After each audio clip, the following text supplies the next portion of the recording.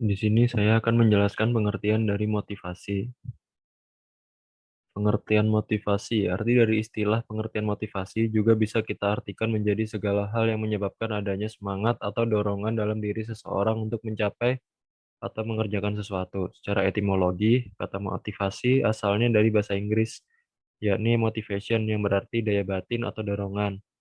Sehingga pengertian motivasi dapat kita ketahui segala sesuatu yang dapat menggerakkan atau mendorong seorang guna melakukan tindakan terhadap sesuatu dengan tujuan tertentu. Motivasi ini dapat berasal dari dalam diri sendiri maupun dari orang lain. Dengan adanya motivasi, seseorang bisa dengan semangat atau antusias dalam mengerjakan sesuatu, baik hal yang positif maupun negatif.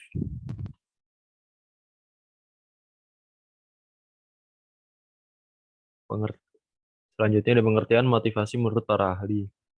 Yang pertama dari American Encyclopedia, motivasi adalah suatu kecenderungan atau sifat pertentangan yang ada pada diri individu untuk membangkitkan semangat, serta dorongan, topangan, dan juga arahan untuk melakukan sebuah tindakan. Yang kedua ada dari UNO 2007, motivasi adalah suatu dorongan eksternal dan internal pada diri individu yang dikarenakan adanya minat serta keinginan, kebutuhan, dorongan, cita-cita, harapan, serta tujuan. Yang ketiga ada dari Hamalik, motivasi adalah perubahan energi yang ada pada diri seseorang yang ditandai dengan adanya perasaan serta reaksi untuk mencapai sebuah tujuan.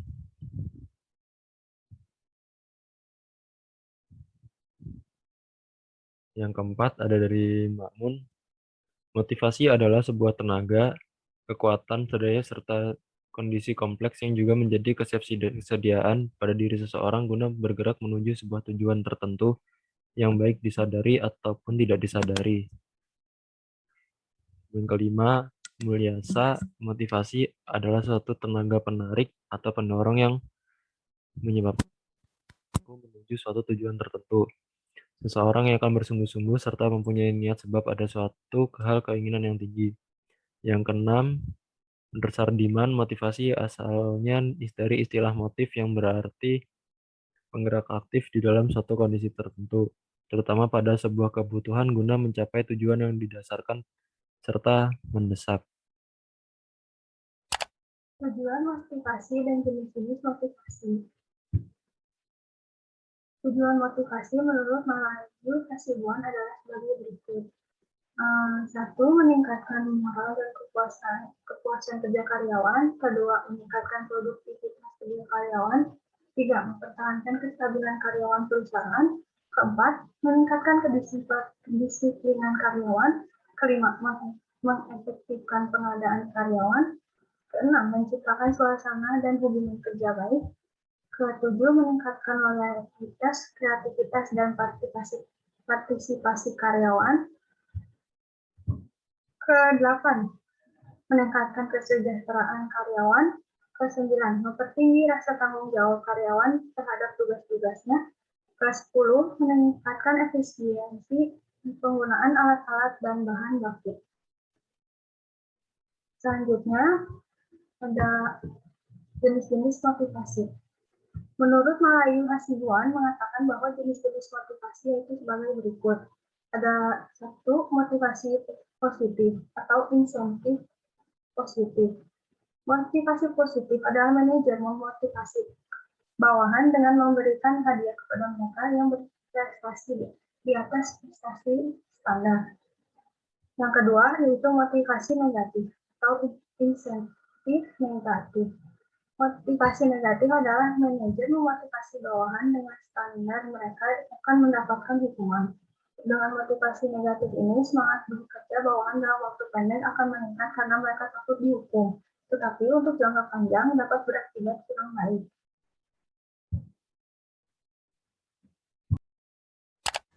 Di sini, saya akan memaparkan materi mengenai metode dan proses motivasi. Metode motivasi. Menurut Malayu SP Hasibuan, mengatakan bahwa ada 2 metode motivasi. Yang pertama ialah motivasi langsung atau direct motivation. Motivasi langsung adalah motivasi material dan non-material yang diberikan secara langsung kepada setiap individu karyawan untuk memenuhi kebutuhan serta kepuasannya. Motivasi ini bersifat khusus, contohnya seperti pujian, penghargaan, tunjangan hari raya, bonus, dan bintang jasa. Adapun motivasi tidak langsung atau indirect motivation merupakan motivasi yang diberikan hanya berupa fasilitas-fasilitas yang mendukung serta menunjang gairah kerja atau kelancaran tugas sehingga para karyawan betah dan bersemangat melakukan pekerjaannya. Misalnya, ruangan kerja yang nyaman, suasana pekerjaan yang serasi, dan sejenisnya. Selanjutnya, proses motivasi. Malayu SPH Hasibuan mengatakan bahwa proses motivasi dibagi menjadi 6. Yang pertama ialah tujuan. Dalam proses motivasi, perlu ditetapkan terlebih dahulu tujuan organisasi. Baru kemudian para karyawan dimotivasi ke arah tujuan. Setelah organisasi atau perusahaan menetapkan tujuannya, maka hal yang dapat dilakukan ialah pemotivasian para individu karyawan agar dapat bekerja searah atau sesuai dengan tujuan organisasi atau perusahaannya. Yang kedua, yakni mengetahui kepentingan. Hal yang penting dalam proses motivasi adalah mengetahui kepentingan atau keinginan karyawan, serta tidak hanya melihat dari sudut kepentingan pimpinan atau perusahaan saja. Meskipun pencapaian tujuan organisasi atau perusahaan merupakan hal yang penting, bukan berarti kita mengesampingkan kepentingan karyawan. Karena bagaimanapun juga, karyawan adalah komponen penting dalam proses pencapaian tujuan organisasi atau perusahaan itu sendiri. Yang ketiga ialah komunikasi efektif.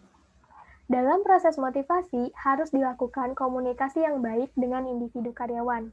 Individu karyawan harus mengetahui apa yang akan diperolehnya dan syarat apa saja yang harus dipenuhinya supaya insentif tersebut dapat diperoleh. Pengkomunikasian ini diperlukan agar mereka termotivasi karena memiliki capaian yang harus dituju untuk mereka sendiri selain capaian perusahaan. Yang keempat ialah integrasi tujuan. Proses motivasi perlu untuk menyatukan tujuan organisasi atau perusahaan dengan kepentingan karyawannya.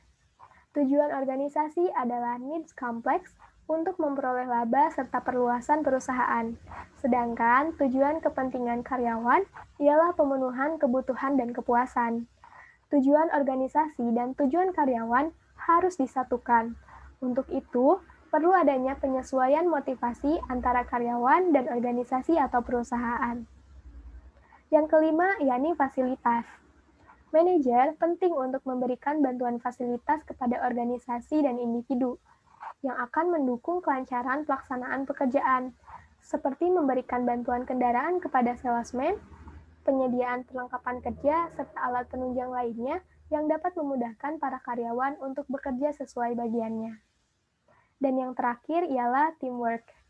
Manajer harus membentuk teamwork yang terkoordinasi dengan baik yang bisa mencapai tujuan perusahaan. Teamwork penting karena dalam suatu perusahaan atau organisasi biasanya terdapat banyak bagian. Teamwork yang baik memungkinkan para individu karyawan dapat bekerja secara optimal, karena teamwork yang baik dapat mempermudah para karyawan untuk menyelesaikan pekerjaan yang menumpuk menjadi lebih cepat selesai. Hal ini karena adanya saling berbagi tanggung jawab antara yang satu dengan yang lainnya.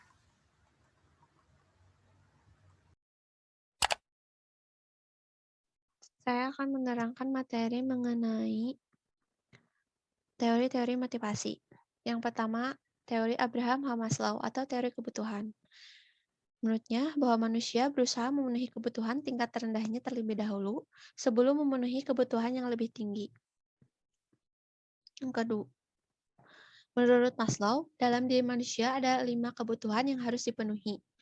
Yang pertama itu fisiologis atau berupa makanan, minuman, tempat tidur, pakaian, dan lain sebagainya.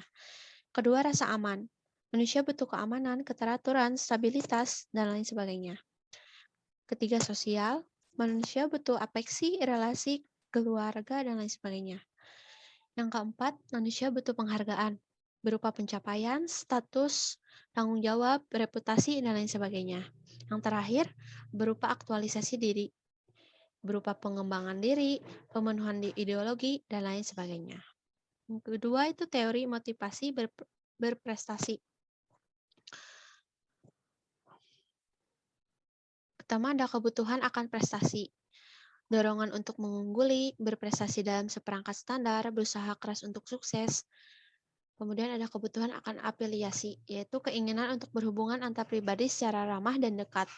Terus ada kebutuhan akan kekuasaan, berupa kebutuhan untuk membuat orang lain berperilaku dalam suatu cara di mana orang tersebut tidak akan berperilaku demikian.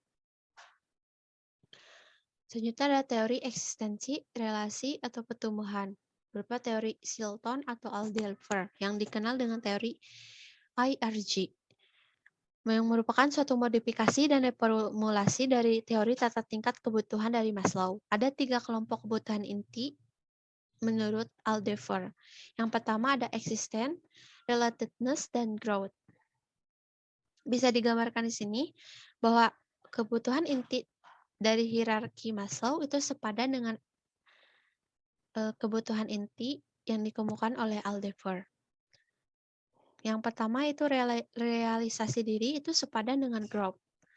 Sedangkan penghargaan serta sosial dan cinta itu sepadan dengan relatedness, dan keselamatan keamanan serta fisiologis itu sepadan dengan existence. Selanjutnya ada teori Hilbert atau teori 2 faktor. Menurut Frederick Hilbert, menyatakan bahwa ada faktor-faktor tertentu di tempat kerja yang menyebabkan kepuasan kerja. Sementara ada di bagian lain, ada pula faktor yang menyebabkan ketidakpuasan.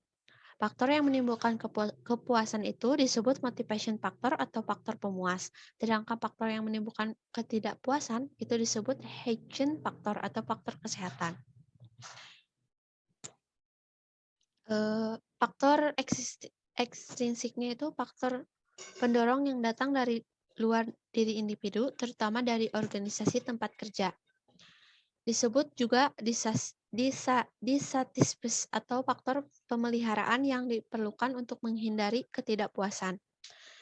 Gaji, kehidupan pribadi, kondisi kerja, jaminan kerja, hubungan antar pribadi, kebijaksanaan, dan administrasi perusahaan. Sedangkan motivation faktornya atau intrinsiknya itu berupa faktor yang pendorong yang datang dari dalam diri individu tersebut, berupa motivasi, berprestasi di tempat kerja. Dikaitkan dengan isi pekerjaan, keberhasilan, pengakuan, pekerjaan yang menantang, peningkatan dan pertumbuhan dalam pekerjaan. Selanjutnya ada teori keadilan atau equity theory, menjelaskan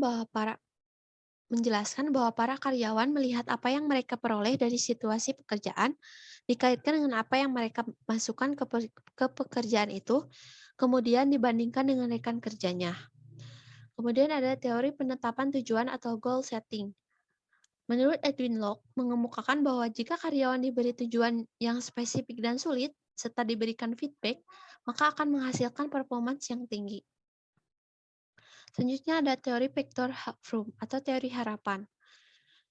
Jika seseorang menginginkan dan harapan untuk memperoleh sesuatu itu cukup besar, maka akan membuatnya sangat terdorong untuk memperoleh hal yang diinginkannya tersebut. Sebaliknya, jika harapan memperoleh hal yang diinginkannya itu tipis, motivasinya untuk berupaya akan menjadi rendah. Bisa kita contohkan bahwa ekspektasinya itu berupa effort, diinstrumentasikan oleh kita akan menghasilkan performa, dan nanti di akhir akan menghasilkan balance atau reward. Selanjutnya ada teori kaitan imbalan dengan prestasi. Menurut model ini, motivasi seorang individu dipengaruhi oleh berbagai faktor, baik internal maupun eksternal. Faktor internalnya itu berupa persepsi seseorang mengenai dirinya sendiri, yang kedua harga diri, yang ketiga harapan pribadi, yang keempat kebutuhan, yang kelima keinginan, yang keenam kepuasan kerja, serta yang ketujuh prestasi kerja yang dihasilkan. Sedangkan faktor eksternalnya itu yang pertama jenis dan sifat pekerjaan, yang kedua kelompok kerja di mana seseorang bergabung, yang ketiga organisasi tempat kerja, yang keempat situasi lingkungan pada umumnya, yang kelima sistem imbalan yang berlaku dan cara penerapannya. Demikian yang dapat saya sampaikan, materi yang dapat saya sampaikan.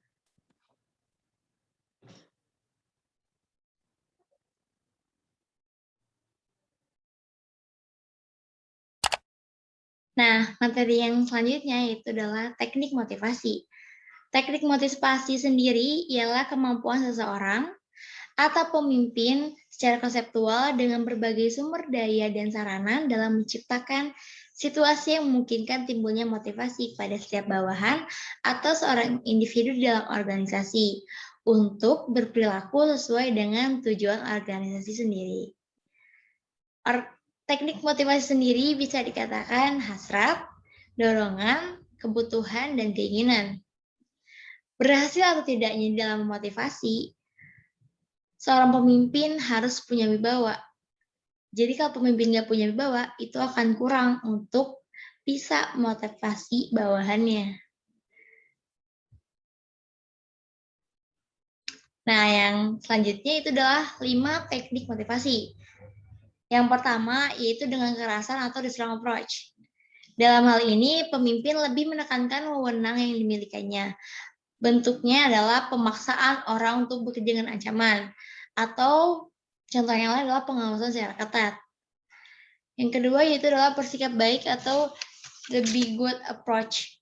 Pemimpin berusaha meningkatkan semangat bawahan dan memberikan kondisi kerja yang baik dan nyaman, berbagai tunjangan, servis, gaji yang tinggi, bahkan nih sekarang mau lebaran pasti banyak banget nih perusahaan yang mengeluarkan THR-nya untuk bawahannya gitu kan.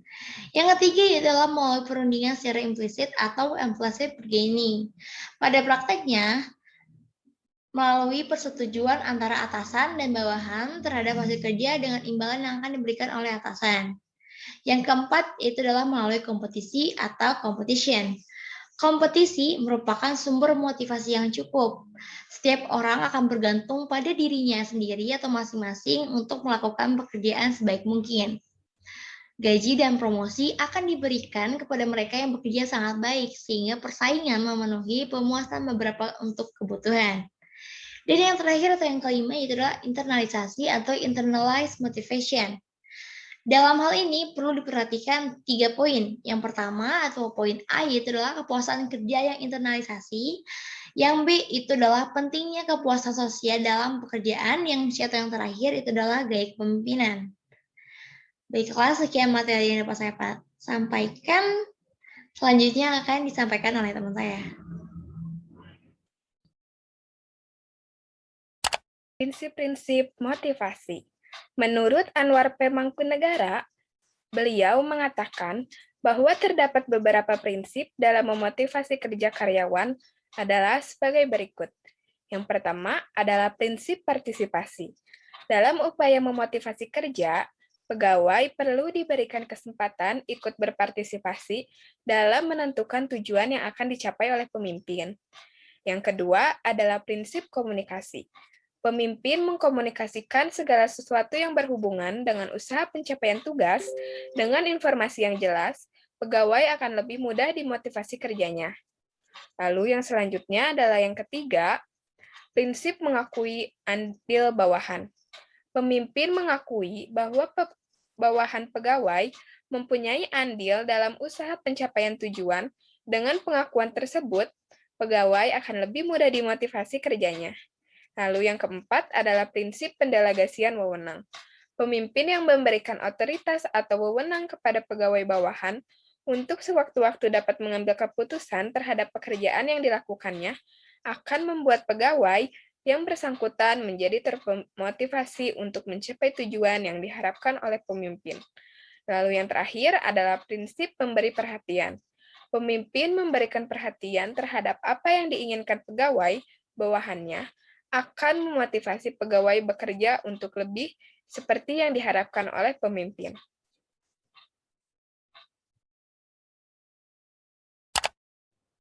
Nah, untuk materi selanjutnya yaitu perspektif motivasi. Terdiri dari 4 bagian, yaitu perspektif behavioral, humanistis, kognitif, dan sosial. Yang pertama yaitu perspektif behavioral. Perspektif behavioral menekankan imbalan dan hubungan eksternal sebagai kunci dalam menekankan motivasi pada sang murid. Insentif ini adalah peristiwa atau stimuli positif atau negatif yang dapat memotivasi perilaku murid. Nah, pendukung penggunaan insentif ini menekankan bahwa insentif dapat menambah minat atau kesenangan pada pelajaran dan mengarahkan perhatian pada perilaku yang tepat dan menjauhkan mereka dari perilaku yang tidak tepat. Menurut Emer dan kawan-kawan tahun 2000. Nah, yang kedua yaitu perspektif humanistis.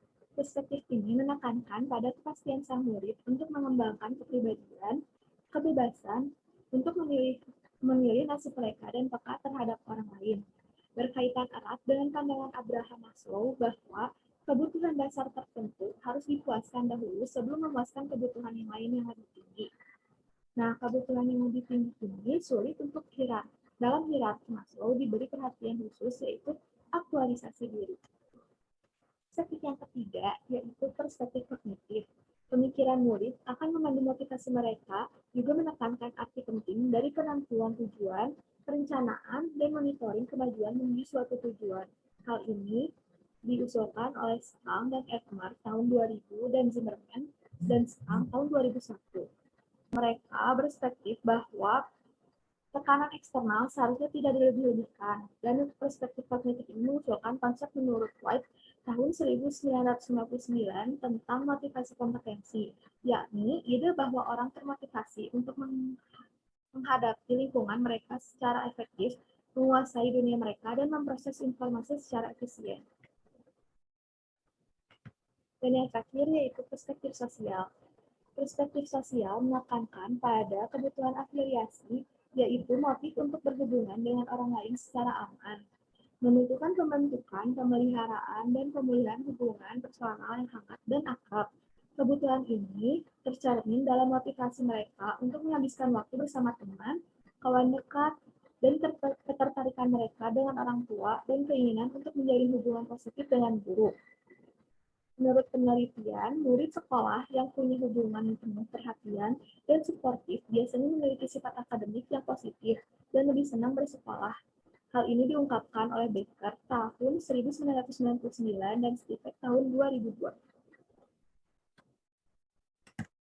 Sekian presentasi dari kami. Wassalamualaikum warahmatullahi wabarakatuh. Terima kasih.